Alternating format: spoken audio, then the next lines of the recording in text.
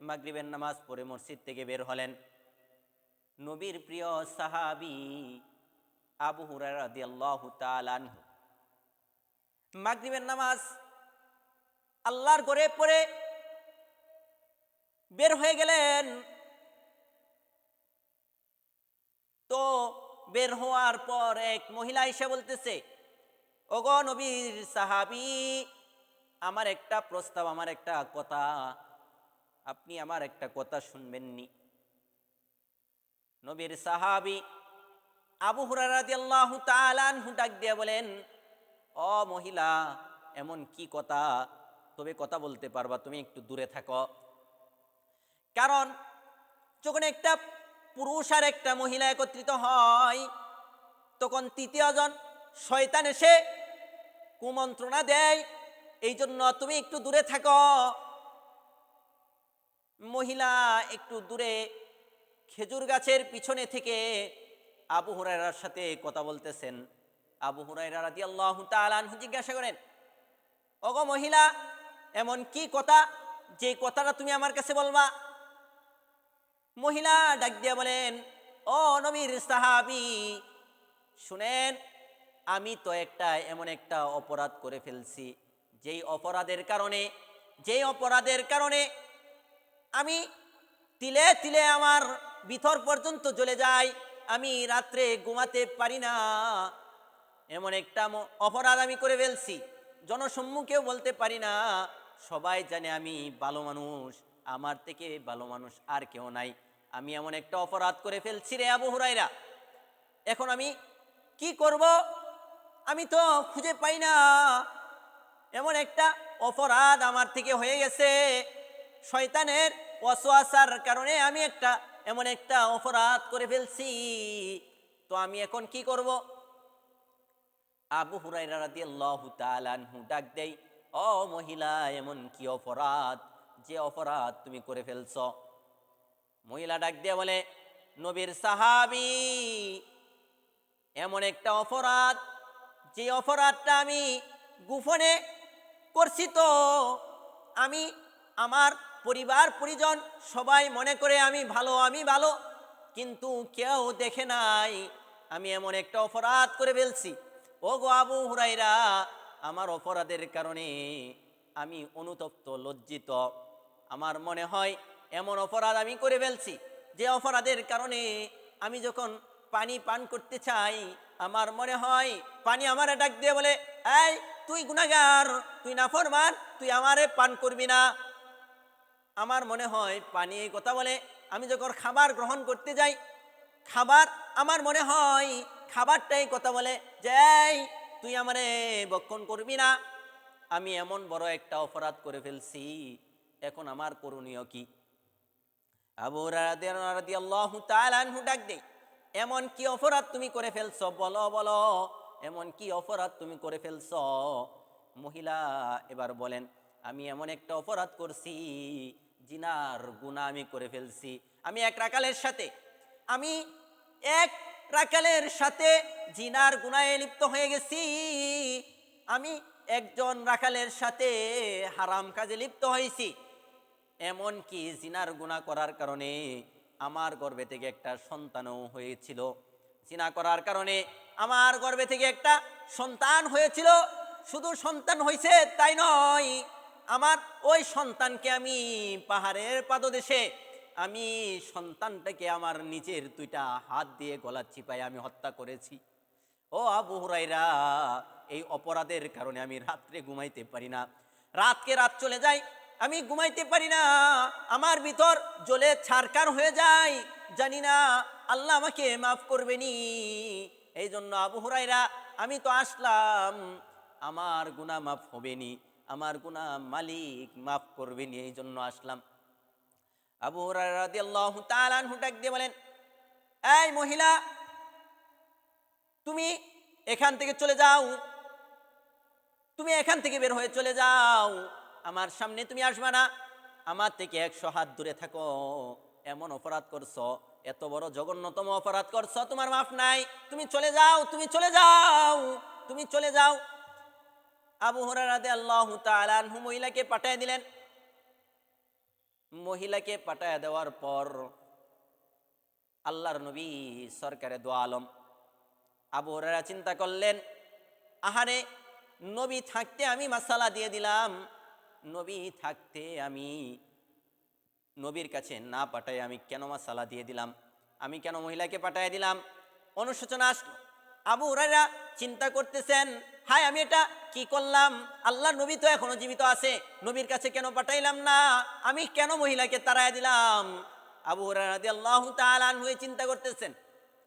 প্রতিমধ্যে আল্লাহর নবীর কাছে আবু হুরায়রা রাদিয়াল্লাহু তাআলা আনহু চলে গেলেন, যায় বলতেছেন, ইয়া রাসূলুল্লাহ, ইয়া হাবিবাল্লাহ, এক মহিলা তো আমার কাছে আসছিল, সে এক রাখালের সাথে জিনার গুনাহ করেছে, শুধু তাই নয়, সে জিনার গুনাহ করার কারণে তার একটা সন্তান হয়েছিল, ওই সন্তানটাকে আমার গলা টিপে হত্যা করেছে, পাহাড়ের পাদদেশে তার সন্তানকে হত্যা করে দিয়েছে, আল্লাহ তারে মাফ করবনি, আমি তো তাড়ায় দিলাম, আমি বলেছি আল্লাহ তোরে মাফ করবে না,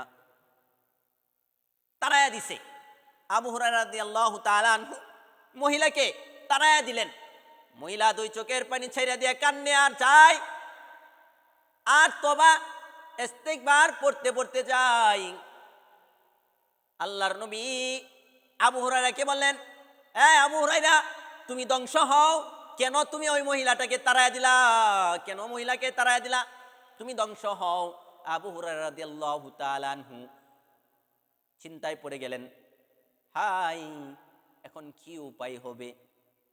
আবু হুরায়রা রাদিয়াল্লাহু তাআলা আনহু নবীর কাছে বলার পরে নবী আলাইহিস সালাতু ওয়াস সালাম ডাক দিয়ে বলেন, আবু হুরায়রা, শুনো শুনো শুনো, ও আবু হুরায়রা শুনো একটা কথা, ওই মহিলার চোখের পানি আর তওবা ইস্তিগফার, ওই মহিলার চোখের পানি আর ইস্তিগফার আল্লাহ পাক রব্বুল আলামিন আমল কবুল করেছেন, তার সম্পর্কে, ওই তওবা সম্পর্কে, ইস্তিগফার সম্পর্কে, আর তার চোখের পানির বদৌলতে, ইস্তিগফারের বদৌলতে, তওবার বদৌলতে আল্লাহ পাক রব্বুল আলামিন আজকে ওই মহিলার সম্পর্কে আয়াত নাজিল করেছেন, তওবা সম্পর্কে আয়াত নাজিল করে দিয়েছেন। আল্লাহ পাক রব্বুল আলামিন বলেন, ইল্লা মান তাবা ওয়া আমানা ওয়া আমিলা আমালান সলিহা,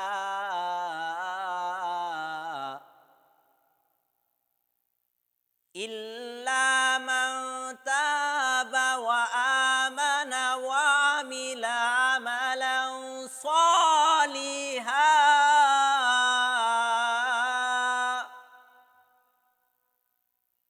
আল্লাহ পাক রব্বুল আলামিন ওই মহিলা সম্পর্কে বলে দিয়েছেন, তার তওবা ইস্তিগফার আল্লাহর কাছে এত পছন্দ হলো, তার ইস্তিগফার আল্লাহর কাছে এত পছন্দ হলো যে আল্লাহ পাক রব্বুল আলামিন বলে দিলেন, যে ব্যক্তি গুনার কাজ করার পর তওবা করে ইস্তিগফার পড়ে, আল্লাহ পাক রব্বুল আলামিন তার হায়াতের জিন্দেগীর সমস্ত গুনাহ মাফ করে দিয়ে গুনার জায়গাগুলা নেকি দ্বারা ভরপুর করে দেন। সুবহানাল্লাহি ওয়া বিহামদিহি। একটা মানুষ যদি অপরাধ করে ফেলে, গুনার কাজ করে ফেলে, গুনার কাজ করার পর অনুশোচনা আসে, তওবা ইস্তিগফার পরে আল্লাহ পাক রব্বুল আলামিন তার হায়াতের জিন্দেগীর সমস্ত গুনাহ মাফ করে দেন। শুধু তাই নয়, গুনার জায়গাগুলা নেকি দ্বারা ভরপুর করে দেন। এই জন্য বাবা, যুবক ভাই, একটা বার চিন্তা করে দেখো ভাই, কত গুনাহ জীবনে করতেছি। এই জন্য গুনাহগুলা করতেছি, আল্লাহর কাছে তওবা চাওয়া, নিরাশ না হওয়া। কোন ব্যক্তি হতে পারে আজকের একজন গুনাহগার, এমনও হতে পারে কালকে সে তওবা করে ফেরেশতাদের উপরে উঠতে পারে, ফেরেশতাদের থেকে দামি হয়ে যাইতে পারে। এই জন্য কাউকে নৈরাশ না করা। হতে পারে আজকের গুনাহগার কালকে তওবা ইস্তিগফার করে আল্লাহর ওলিয়ে পরিণত হয়ে যাইতে পারে। এই জন্য নৈরাশ না করা। আর একটা গুনাহগার, আর একটা ভালো লোক হতে পারে সে কালকে এমন গুনাহ করে ফেলছে, গুনাহ করার কারণে সে একদম নিকৃষ্ট হয়ে গেছে গা। তো এই জন্য মানুষকে নৈরাশ না করা। এবার আবু হুরায়রা সকালবেলা যায়া বাজারে যায়া ডাকতেছে, এই কালকে আমার কাছে কে মাসালা জিজ্ঞাসা করেছিলা? ওই মহিলাটা কোথায় যে কালকে মাগরিব বাদ আমার কাছে একটা মাসালা জিজ্ঞাসা করেছিলা? মহিলাটা কোথায়? মহিলা পর্দার ভিতর থেকে বাহির থেকে ডাক দিয়ে বলে, আমি আমি আমি আমি তো কালকে মাসালা জিজ্ঞাসা করেছিলাম।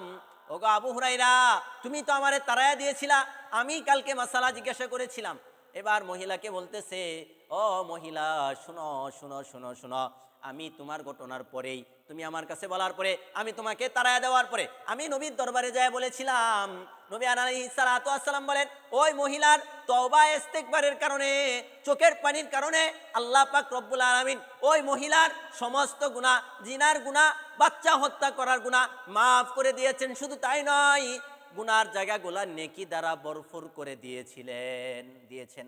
সুবহানাল্লাহ। তো গুনার জায়গাগুলা নেকি দ্বারা ভরপুর করে দিয়েছেন। সুবহানাল্লাহি ওয়া বিহামদিহি। এজন্য আল্লাহ বলেন, লা তাকনাতু মির রাহমাতিল্লাহ, আয় বান্দা নৈরাশ হইস না, নৈরাশ হবি না। গুনাহ করে ফেলছিস তো কি হইছে? একটা বার শুধু দুইটা হাত উঠাইয়া মালিকের দরবারে দুইটা চোখের পানি ছাইরা দিয়া অনুশোচনা হইয়া ইস্তেগফার পরে আল্লাহর কাছে ক্ষমা চাবি, আল্লাহ পাক রব্বুল আলামিন হায়াতের জিন্দেগির সমস্ত গুনাহ খাতা মাফ করে দিবেন। এই জন্য মহিলা এবার ডাক দিয়ে বলেন, ওগো আবু হুরায়রা, আল্লাহ আমাকে আমার হায়াতের জিন্দেগির গুনাহগুলা মাফ করে দিছে, তো আমি আল্লাহকে কি দিব? ও আবু হুরায়রা, তুমি সাক্ষী থাকো, সাক্ষী থাকো। তোমারে আমি সাক্ষী রাখলাম, আমার দেবার মতো কিছু নাই, আমার ঘরে এমন কিছু নাই আমাকে আমি দেওয়ার মতো, আল্লাহকে দেওয়ার মতো আমার কিছু নাই।